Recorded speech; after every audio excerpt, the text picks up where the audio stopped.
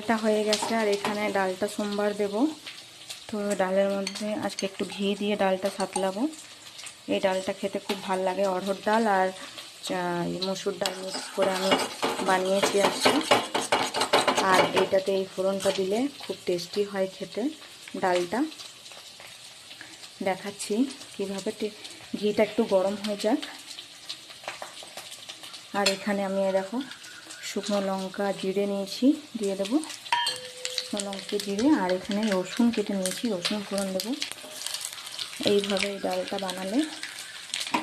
তো আমি গ্যাসটা বন্ধ করে দিয়েছি, আর এখানে দিয়ে দেবো এবার হিং একটু।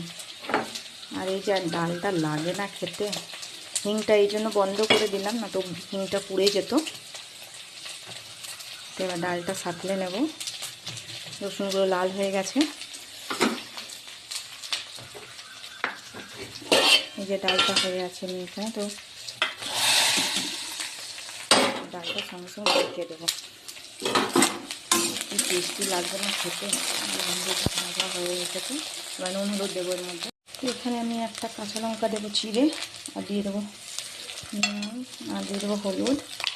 আর একটু ভেজে নেবো, ভাজলেই হয়ে যাবে ভেন্ডি ভাজাটা।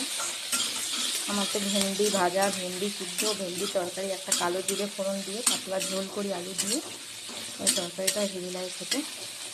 আর একটু ভাজা হবে, নিয়ে নামিয়ে